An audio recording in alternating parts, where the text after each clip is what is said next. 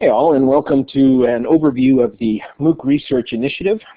And I'll be spending some time over this presentation. I'm George Siemens, by the way, as you can probably tell from your slide. And I'll be spending some time talking about what the background is for this particular research project, what we are trying to do with it going forward, as well as some of the results from the competitive round of grants that we wrapped up just a few weeks ago. So in terms of a bit of context, this is April 2002, a year ago, and these are the locations of universities that are involved in some kind of MOOC-related activity. This is that same diagram with about 16, 17 months after that initial image where we just had 2 or 3 universities or 2 or 3 systems involved. So we've had a bit of a viral explosion in interest in MOOCs and universities that are in some regard affiliated with MOOCs. And that doesn't even include new MOOCs that have started in the last little while, or something like Udacity, for example, that doesn't partner specifically with universities.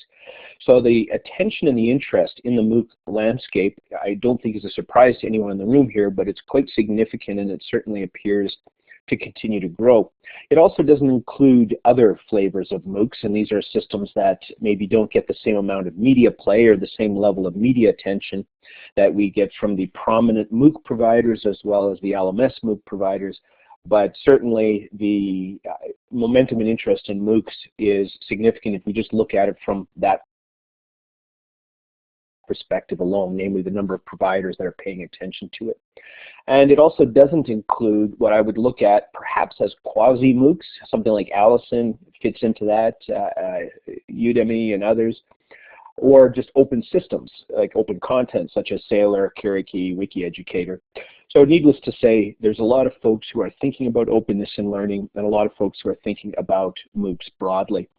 Now MOOCs, even though they've gained a fair amount of attention recently, do have a bit of a long history. By the way, anyone who's interested in the slides, I've posted them on SlideShare, and if you're looking for any of the citations or links or just want to look at the diagrams themselves, feel free to download the slides from SlideShare. But as has been noted by others, the history of MOOCs does go back a while to be pre-2000 with interest in open education resources and open content.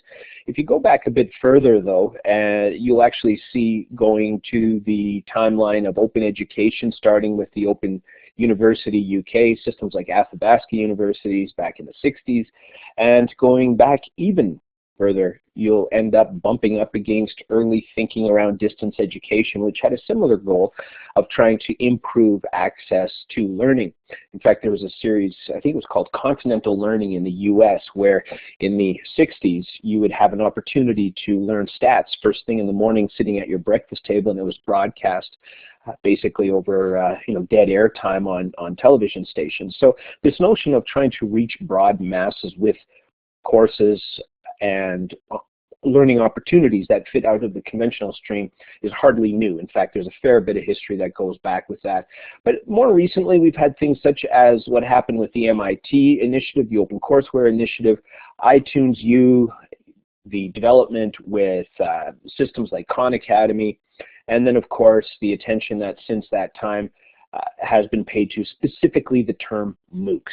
And that now is reflected in a variety of initiatives from a variety of universities around the world, and increasingly a number of providers that don't fit in the traditional university sector, such as Udacity or iVersity, that are trying to partner with and connect with the university sector as well.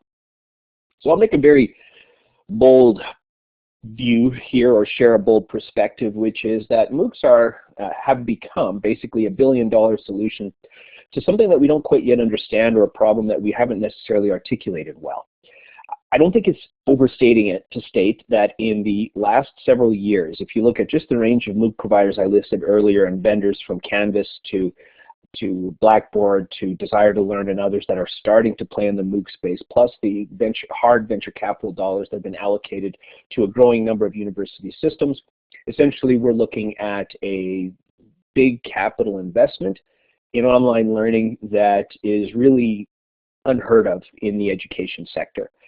And this doesn't even include some of the other soft investments that are required in terms of research time and students actually taking the courses. So MOOCs, in addition to gaining a lot of buzz and a lot of attention, they have also contributed to a significant surge in capital reallocation in the education sector as a whole.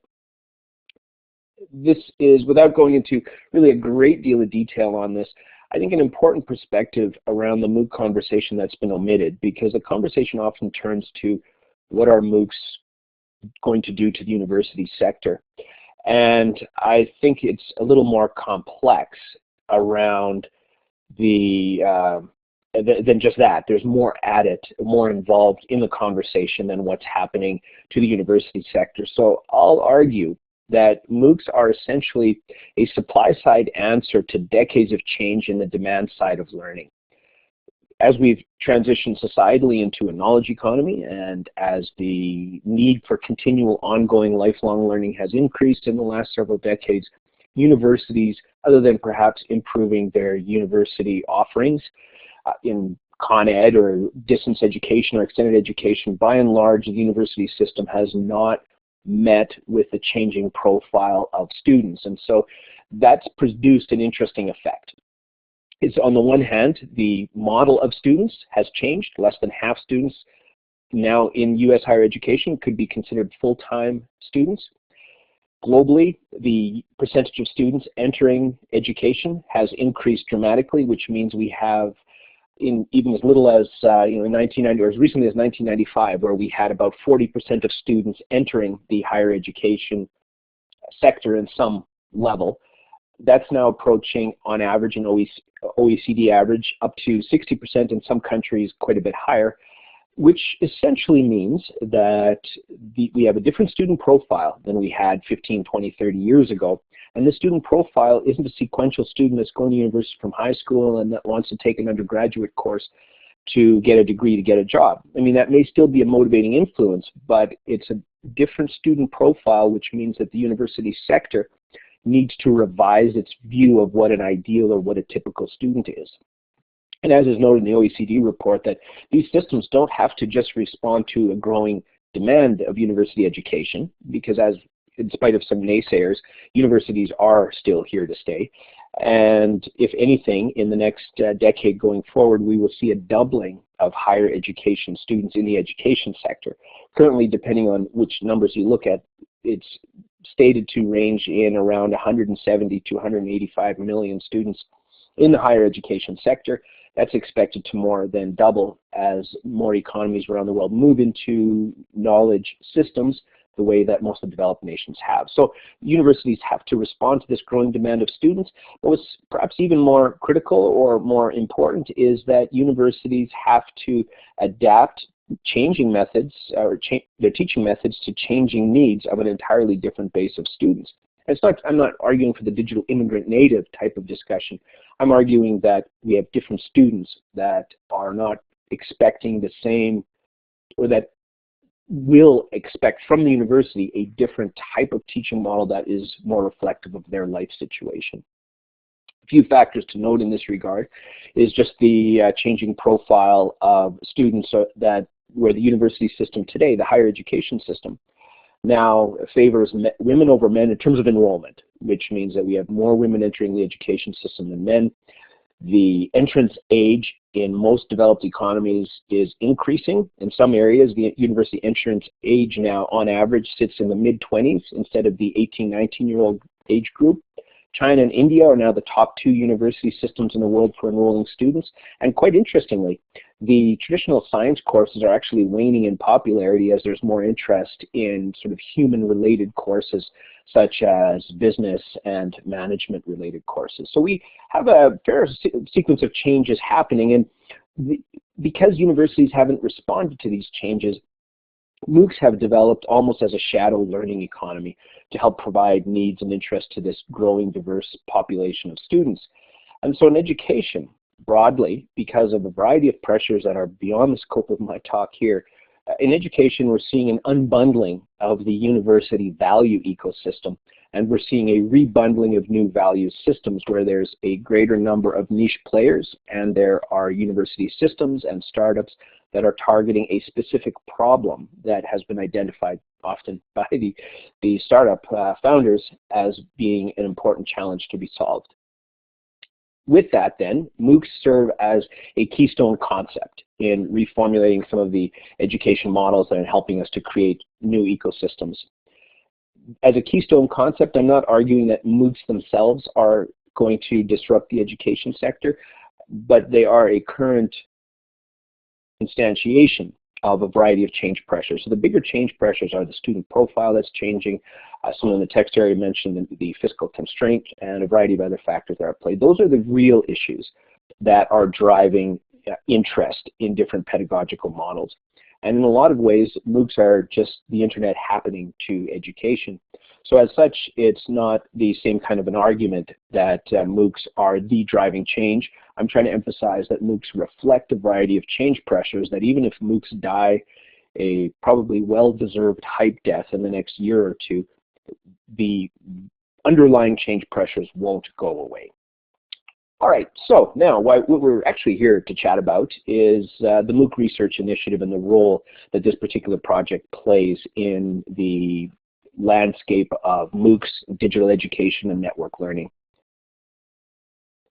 So the initial intent of the MOOC Research Initiative was basically to look at how are MOOCs influencing a variety of dimensions of society and the education sector, including teaching and learning practices, policy decisions, and in some cases even the structure of the university itself or the structure of the school system if it's in college or K-12 levels.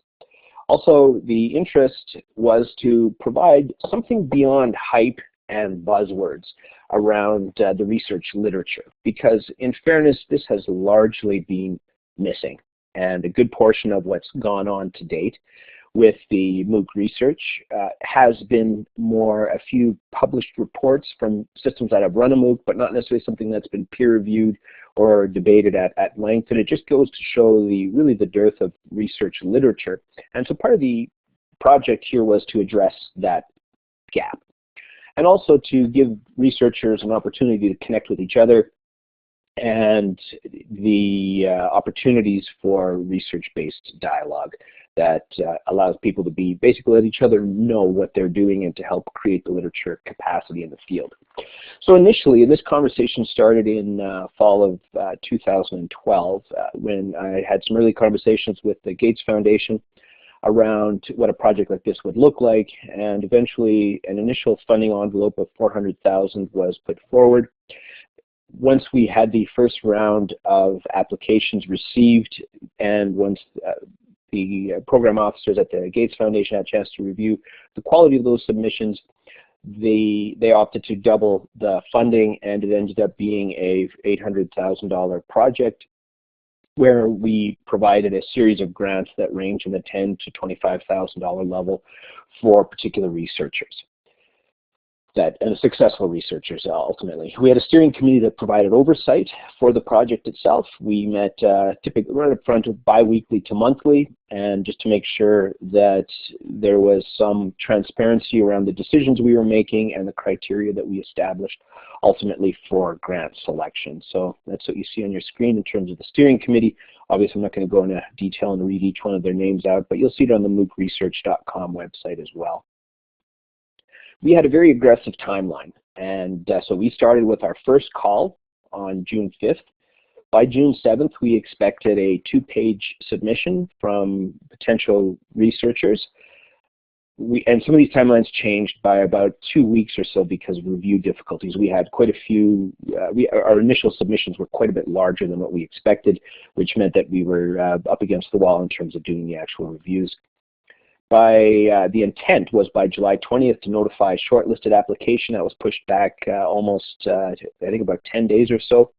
And then we expected a final submission, which we gave researchers up until the 31st of August to provide us with a final submission, which ran around 6 pages or so, what they would do in more detail with their activity.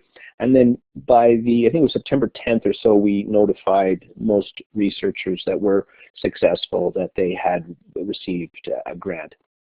In terms of the numbers, that we received. It was actually quite a bit more than what we had expected, which influenced and heavily contributed to some of the changes in the timelines. Even though our aggressive timeline was one that I think was useful, but we didn't have universal approval for that. And in fact, Wired Campus ran an article on the MOOC Research Initiative, and if you skim through the comments, by and large, they were negative. Everything from Gates Foundation is buying off academics to basically this one here where it said, how can you do an experiment in this timeline? And I think it's important, obviously, to consider and to solicit that type of feedback. But this interest here wasn't to say we want you to do a multi-year research project. We're dealing with grants in the $10,000 to $25,000 range, so our general view was that researchers would already have data, and what they needed was to look at the data they had and devote some resources to analyzing it and disseminating those results. And my own thinking is that universities themselves need to start thinking on very different timelines than they have in the past. That where in the past we perhaps thought in terms of years, we need to start thinking in terms of months. And so that was part of my interest, at least, in making a tight research timeline. I just want to acknowledge the criticism that was fairly directed our way regarding that particular timeline. The review process then, each paper had 3 reviewers, and then the final selection was based on the rankings of the reviewers as well as the overall fit of each individual selection, namely what were the gaps in the research literature, or if there were several grants where one was quite highly ranked and the second one sort of mediocre ranking but had a similar topic, then we would look for something that addressed a particular or a different research area. Few very brief lessons. There were many lessons learned, but I think one of the challenges that we found, and criticism as well from people who had submitted, I'm sure that if you submitted a grant in the past, you devote an awful lot of time and effort, and you want your grant to be taken and treated with the right amount of consideration and evaluation so that the researchers actually know what you're trying to say. Nothing's more frustrating than submitting a grant and feeling that your grant was misunderstood by the evaluators. So there's a few lessons in that regard where I would extend the review timeline a bit. I'd still try and keep the timelines roughly as they were, but devote more time to resolving review discrepancies. We generally did that where if we had a very different assessment, one person gave it a very strong, another one gave it a very negative review, those were things that we would consider or look at. If there were sort of borderline, one semi-positive, one semi-negative, we would generally leave those unresolved. But from the feedback we had from some of our submitters, we probably should have spent more time on that as well. Also an opportunity, and that flows directly from the first one, to allow more time for discussion between reviewers. And finally, I would definitely add more reviewers. We had a good number of reviewers involved, but I think I basically burned the bulk of my personal relationships in the education research MOOC landscape with the abuse that I gave to reviewers, because it was a significant number of papers that had to be reviewed and evaluated in order for us to come to our decisions. The project itself, we have a project manager assigned that's taking care of a lot of the details so we don't have things that slip through the gaps. We also had to do a variety of internal Athabasca University process considerations, such as how do we handle contracts, how do we deal with ethics reviews, and we ended up selecting, not unanimously I might add, that each grant would also have to have an ethics review approval through the Athabasca Research Board as well. So there were a few considerations that were contentious internally.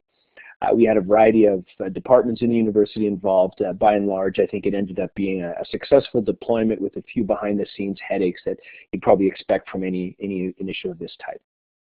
So now on to the results. Now what's coming on in the next several slides is not the final assessment. We've spent an awful lot of time with early stage assessment with the data and the papers that were submitted. The final results will be presented at the conference in December, so treat this as a preliminary draft type of results, and there may be some, generally I don't think we'll see enormous changes. There may be some fluctuations, but by and large you'll see something similar to what's here, but again, keep in mind this isn't the absolute final version. So we had 3 phases, as I mentioned. We had the open call, then we had the reduced call, where we invited full submissions, and then we had final selection. So at the first phase, we had a total of 260 plus submissions. 37 countries were represented, and as you can see on the screen, the top countries were US, Canada, China, UK, Spain, and Australia. After this, we extended invitations. From these 266, we extended invitations to 79 papers. And these 79 papers then submitted a full submission, or were expected to. We had one that did not submit, but so we ended up with 78 submissions. We had 15 countries represented, and the general top countries look similar to what we had at the first submission. China dropped a few notches in terms of overall numbers, but we still had most of the countries represented as we did initially. Our final selection, though, ended up being a total of 28 papers that were selected for funding. Grants ranged in the range of 10,000 up to literally 25,000. The average grant size, dollar value, we haven't calculated that yet, but I believe it would probably sit at around 19 to 22,000 in that range. And the MOOC platforms that were used in those research papers, this doesn't add up to the full number, but basically Coursera was dominant. There were a few that didn't necessarily have a MOOC database or a MOOC platform as their data set. But so Coursera was top, edX was second. Multiple, these could include, and we did have, let's say, LMS systems like Desire to Learn reflected. We had, was surprising, one thing that surprised me a bit was the number of non-major platforms considered. And these were universities that had developed their own system or that were stitching together different technologies to run their particular MOOCs. Countries reflected, we had a total of 4. And we had about 28 institutions represented in final selections. The reason there is an about there is a few folks listed multiple institutions that they were affiliated with, and so we gave them a little bit of, we tried to select one primary institution, but that may be different once they actually do their research work. For example, somebody that used a university as their home base, but did it with an association like CETUS or JISC or some such group that may have produced a different outcome in terms of the final report that they'll provide. Universities that were reflected in this selection, some of these have multiple grants. Toronto had several, MIT had several, Duke had several, so Stanford, so there's a few where there's overlap. But broadly speaking, this is the group that received grants. Needless to say, US systems were prominent as that's where the bulk of the MOOC activity is happening globally. We had several submissions, obviously, from Canadian University with University of Toronto, Athabasca, University of Montreal, and others represented, and then a similar number of systems that had connections with primary MOOC providers as well. So, for example, while a lot of individuals used MOOC data from Coursera, we didn't necessarily have a Coursera submission. Whereas with the MIT edX Prince Edward Island submission, we had edX specifically involved as a partner, so it wasn't necessarily just a university submission. So that's the overview of the people that were the universities that were involved in submitting grants, grant requests. From there, we went through a process, and this is what I'm going to talk through for the next 11 slides or so. But I went through a process where we wanted to understand what is in the MOOC data, what is the research literature landscape looking like. And so our intent of this analysis was to basically answer the question of what is the state of MOOC research, what are the home disciplines of researchers, what kinds of methods are being used to do MOOC-related research, and who are the influential authors or what are the influential publications. Now, this is not necessarily a representative sample of everything that's going on in MOOC, so it's important to recognize that this we're not arguing that this is the MOOC landscape, but we're saying instead, based on the 266 submissions that we had, and we did our analysis at 3 levels. Not all of the results are complete yet. As I mentioned, these are preliminary activities, but we did our result at the 266, the 79, and then the final 28 papers that were selected levels. And in each of those areas, we want to just understand how are researchers globally thinking about MOOCs. What are the kinds of research questions they're asking? What kind of research methods are they adopting?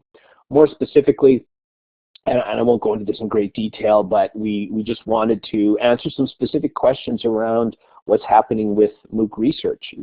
Where are they coming from? Are we looking at computer science? Are we looking at social scientists as an industry representation? Who are the important or the prominent researchers that are starting to drive MOOC research? And what are some of the topics and the concepts and so on? So we wanted to look at a variety of factors. Yes, Jane, thank you for putting that so succinctly. So the research that I'm presenting now is an evaluation of the grants that were submitted.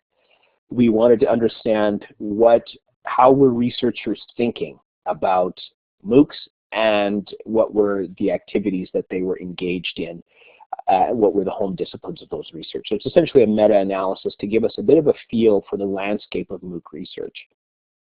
So from a methodology end, and trust me, it was a manual process, as our two doctoral students can emphasize, a significant amount of time. And so we essentially looked at who were the authors that submitted. In some cases, they would be clearly identified in their easy chair submissions.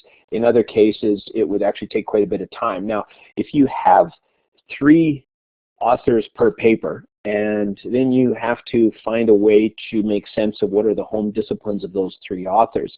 And needless to say, it's a time-consuming process if you can't get it from the email or from the research submission. Then we also looked at a list of the citations, and then from each of the citations we extracted a list of the authors that were involved, and then we also manually went through the process of the methodology that were used and a variety of other factors that were at play. So that's essentially what we tried to do in terms of the methodology approach. There are some analysis that we'll be doing, particularly network models, the graph assessment of prominent research literature pieces that we aren't ready to share yet because we're not far enough along, but once we have all the data, we'll be able to give you a better sense of the landscape of author citations and so on. There's a quick overview. These were some of the fields, and we tried to look at classification of research fields. We couldn't find an ideal article that would help us classify the particular research domains that made sense to us. So we had to sort of work with some existing models and sort of craft some of our own. So not all of these could be defined as exactly being fields. For example, technology. What is technology as a field? How does that differ from computer science? And again, at the conference, we'll go into more detail on some of the decisions made in selecting this. So what you see on your screen right now, on the bottom, you'll see a list of the different academic fields and what's called research fields. Now, these aren't clear. As I mentioned, there is overlap there. So whereas computer science could be related to technology, industry is a really broad term, and it might wonder how does that relate to economics and a few other factors. So we had to make some judgments around how do we cluster different research papers. Then we have a list of methodologies, whether they're quantitative, qualitative, other, which in some cases just means we couldn't clearly identify it, or whether they're mixed. And obviously, as you can see, mixed methodologies were the most prominent. And so we saw, education, for example, 52 papers that had an education field represented. 52 of those were related to a mixed method. I was surprised, given the strength of the education field, that we had such a strong showing with quantitative research. Often there is more of a qualitative or ethnographic or social research component to education research. It was reflected there, but overall we still felt across the fields that the prominent research method was mixed. The second would be more in a quantitative end. Now again, this is very, very quick data that I'm sharing here. It doesn't go into significant enough detail yet to give us the opportunity to answer the kinds of questions that we want to answer. In terms of the cited authors, this is what you'll see on the screen here. I just want to draw attention to one in the middle, this one here called MOOCs. This is the Edinburgh report, the MOOC report. So that was just coded as MOOCs, and obviously there's actually people that wrote it, but at this point that's how it's reflected in this diagram. And so beyond that, we had a few, what you see on the corner here, the mix, the qualitative, quantitative, and other. This is what type of research papers quoted or cited those types of authors. And so we had authors, for example, where, let's say, Rita Kopp, who's probably done more publishing in peer-reviewed journals on MOOCs than anyone has to date. She had a portion mixed, a large portion qualitative, but none of the quantitative papers referenced her work. whereas the work that Breslow did Lori Breslow out of MIT, her paper, and it was more of a quantitative research paper as well, her paper was extensively cited by quantitative papers because of, I'm assuming, partly the affinity that it had with their existing research methods. So we had, fairly strong overview. And towards the end, I'll give you just a slide of the prominent research citations, and you can, again, as mentioned, you can download this off SlideShare and look at the citations there as well. In terms of the percentage by field, education is absolutely off the charts. Now, it's worth emphasizing that if somebody was, if a paper had 3 authors, it's potential that they would be put into 3 buckets, which meant, let's say you had somebody in education, somebody in computer science, somebody in psychology. You would get a tick in each of those boxes. What's interesting is the number of researchers that partnered in their papers with someone in the education field, 90+%, which actually contradicts a little bit of the narrative that MOOCs are this technical domain where it's computer scientists that are doing the bulk of the activity. From a research lens, it seems to very heavily favor education or education faculties. And in terms of the percentage of submissions, I referenced this previously. These are the number of submissions that we received in each category in terms of the methodology that the researchers proposed to use. Initially, I thought we would see quantitative as the prominent one, and that was primarily because we assumed that there were a large number of researchers that had a large amount of data that they needed to spend time to make sense of. And we found that in a number of cases, researchers had quantitative data, but they weren't quite sure about what that meant yet, and they had planned to take on some additional research activity to make better sense of the data that they had gathered through Coursera or edX or a similar platform. And then getting toward the end of the presentation of the slides here, we had the average number of citations per field reflected in this chart. This meant that if somebody in education submitted a paper, what was the average number of citations that they used to support their paper, to support their argument. Now, this is something where at this point, it's one of these things, well, that's nice, but what does that actually mean? So we certainly have to dig this out and do a better job of understanding not only what is the average number of citations, but give each of the citations a listing in terms of, based on the average number of citations within, let's say, an education field, or how many of those fit into quantitative, qualitative, or mixed methodology profile. So, or specifically, what I'm interested in is getting a better sense of how many are relying, even if it's quantitative data, how many are relying on learning analytics or educational data mining rather than, let's say, traditional statistical analysis. So there's a number of questions that we're still not able to answer yet, but we're starting to do a slightly better job of getting our arms around what does the MOOC research landscape look like and how is it starting to develop. These were the most prominently cited articles so far. Again, as I mentioned, there may be some small changes going forward, but this is a reflection of the articles that a growing number of individuals felt were significant. So Jane, getting back to your question as well, if research drawing from different fields, the current diagram that I mentioned here, I'm assuming you're referring to this one here, it doesn't reference that sufficiently yet. We want to be able to reference that because we want, and this is where the graphs, the maps themselves will be helpful, so we can communicate if you're a researcher in education, are your ideas primarily coming from education peers, or are you relying on a citation network that goes outside or draws methods and analytics techniques from beyond your field? So we definitely want to offer a more nuanced analysis, which we will be doing for our conference later on in the year.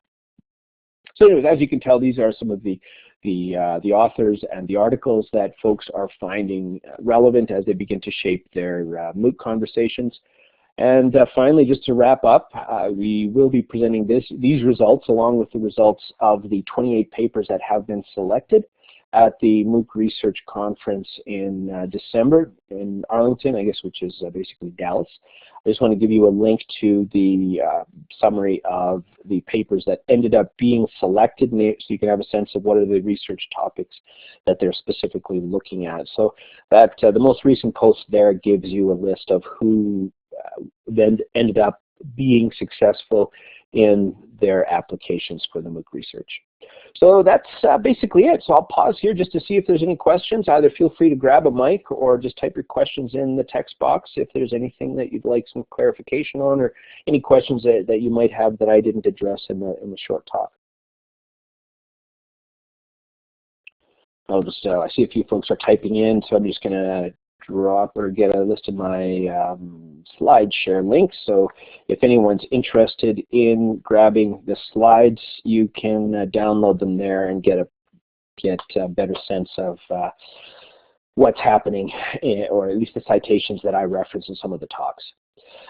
So the question is this process of drawing out research from researchers in this conference likely to be repeated regularly? Well, I would like to. I mean, it often doesn't happen in fields where you don't take time to do a structured mapping of the literature, which means that you don't really get a lay of the land of who's doing what and what does that mean. So it's this meta-analysis that I'm personally quite interested in, because I'm interested in not just, what do MOOCs do, but how is the MOOC research approach, or the landscape, if you will, how is that changing?